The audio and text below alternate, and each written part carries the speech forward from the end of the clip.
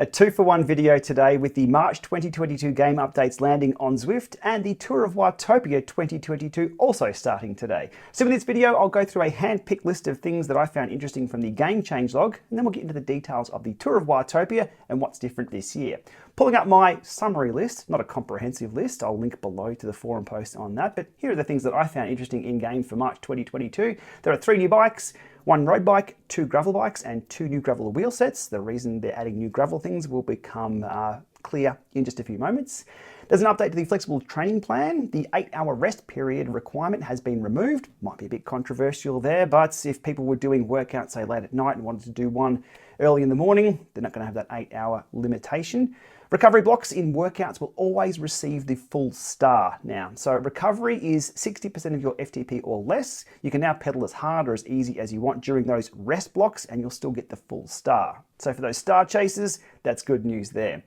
Workout archway tweaks have been made near intersections. If you've ever come up to an intersection, you were turning, arches would appear in different spots, and that's been resolved, I believe. There's been some tweaks made to time-based events. They list here that time-based event leaderboards and on-road positioning is now calculated from the starting line for all participants, regardless of when they cross the starting line. This is time-based events, not distance. Device and internet connectivity alerts can now be dismissed if you've got an intermittent heart rate popping in and out, hopefully not your heart rate strap, or your cadence sensor is sort of on the blink. You can dismiss those alerts and then go change the battery later on. The last 2 dot points that I have on my list are just moving the minimum spec a little higher for the requirements to run Zwift. So support for Intel HD graphics 3000 and 2000 has been discontinued, and the MacOS requirement needs to be 10.12 or later. Hey Lama, did they fix that other issue? Which issue was that? You know the one. Oh, that issue. Right, yeah, no, that was fixed server-side a couple of days ago, maybe a week or more. Oh. But hey, thanks for bringing that up. Yeah, you're welcome, mate. Okay, now, for those of us who are lucky enough to have the new home screen, they have added home screen scaling in the menu. Let's have a look at that.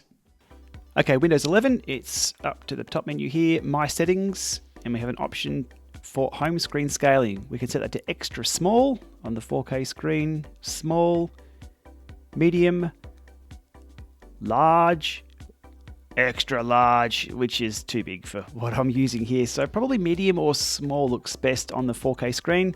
Small, yep, looks good to me. All other options there remain the same under settings. True to their word, the rollout of the new home screen is still very slow from Zwift. So if you don't have it just yet, hold tight, it's coming soon. A quick peek into the drop shop and the new bikes. The first I'll look at is the Specialized Diverge, classed as a gravel bike, costing just over 500,000 drops. You'll need to be level 12 or above to be able to purchase this. Okay, confirm on that, and I won't bother about equipping.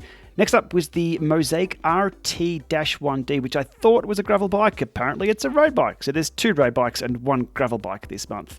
Alrighty, 852,000 drops. Looking pretty swish with those NSW 454s.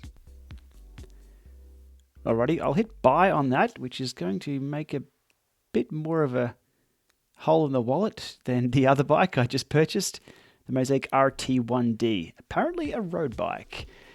And finally, the BMC Team Machine. You'll need to be level 26 plus to purchase this one, and it will cost you a cool 832,900 drops. 3 stars aero, 3 stars weight. Looking like a bike. Okay, all good. Let's hit buy on that. Confirm. And we won't equip that one just yet.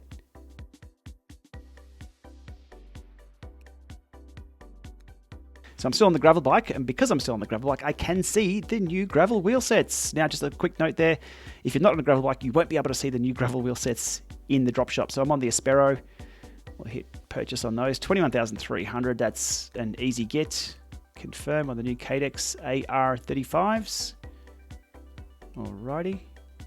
And the Reserve 25 GERs, which have the same paint scheme as the bike. Interesting. I wonder if I change the bike color, will the wheel color change? All right, let's go spray the Aspero green, red, green, blue, green, red. Come on, Llama, make up your mind. Green. Okay, green. back, jumping over to the drop shop and have a look at these wheels. Are they green? They're green! Alright, the reserve are magic colour changing wheels depending on the colour of your frame. Cool, let's buy those. 11,400. No level lock either for these, so you can buy gravel wheels if you're a newbie Zwifter.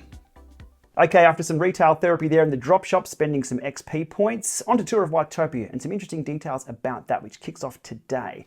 5-stage tour starting March 9th or March 10th, depending where you are in the world, running through till April 3rd. I think the last week's likely going to be a makeup week if you miss any of the stages. Multiple ride options for each stage. You can repeat them if you like. It's not a race. You can go as easy or as slow as you like, as long as you complete the duration. Power-ups during the event will be doubled. We'll look at that more in a moment over in Zwift Insider. You'll get double XP points during these events, so you can level up a little faster. There are 6 new route badges on the Rebel routes to achieve. Now, you can't just select these from the main menus. You've got to do Tour of Watopia to unlock these badges first. I'm assuming after the Tour of Watopia, they may unlock these as normal routes, but for now, Rebel routes in the Tour of Watopia is the only way to get these badges. And there's a new gravel surface in the jungle. It's not dirt, it's not tarmac, it's gravel, and probably the reason why they've been adding all the gravel bikes and gravel wheels in-game. Jumping across to another favourite website of mine, zwiftinsider.com, where Eric has done a great job of summarising all the details that I've just spoken about. Registration for the Tour of Watopia is not a requirement. As soon as you enter stage 1, you're registered, you're ready to go. So, given it started now, just enter stage 1 and you're in. Double power-up information. So, lightweight feather, because it's doubled, will now reduce your weight for 10% for 30 seconds during these events. The draft boost increases the draft effect you're experiencing by 50% for 60 seconds. That would be unbelievable coming into a long straight, say 1 kilometre to go into the finish line. Aero boost will now last for 30 seconds and that reduces your CDA by 25%. So again, using those last two in a sprint stage, either of them would just be unbelievably good. Double XP is what you'd expect. Instead of getting 20 XP per kilometre or 30 XP per mile, they're now doubled. Rebel routes. Now, here's what's interesting. If you do the route for the very first time and unlock the badge, you are given an XP reward. That is effectively tripled, Eric is saying here. So for the first time ever, Tour of Watopia is featuring 6 Rebel routes, which have just been added in-game. They're marked below with an asterisk. On the page, I'll link below to this. You will receive a bonus XP when completing these routes for the very first time. That XP bonus is roughly equal to the distance-based XP you receive while riding or running the route. So if you get a double XP and then you get a bonus at the end, with the distance-based XP being doubled in Tour of Watopia events, completing these new Rebel routes for the first time means you'll effectively earn triple the XP since your distance XP is double. That's all getting too hard. Either way, finish any of those for the first time and you'll get a ton of points to level up on Zwift. And finally, in the list of interesting things on Tour of Watopia this year, the new gravel surface. So we don't know which bike is faster. At this point in time, on all dirt surfaces, the mountain bikes are faster. Then it's the gravel bikes and then it's the others. This is gravel specific, so I'm guessing the gravel bikes are going to be faster on this, slowing the mountain bikes down through the jungle for Tour of Watopia. Stay tuned on how they perform for that. Oh, and before I forget, yes, there's kit unlocks too. So you complete 1 stage, you get a cap, complete 3 stages. We get off-road gravel shoes. Okay, complete all 5 stages and you get the Tour of Watopia kit. There's also running for Tour of Watopia, but I'm all about the bikes, we know this. Anyhow, there we are, March 2022 updates, just a select few things that you needed to know about there, and the Tour of Watopia, which is going to enable everybody to level up very, very fast, all the way through to... Level 50. Yes, level 50 is as far as we go. Will that change soon? Not sure, not sure.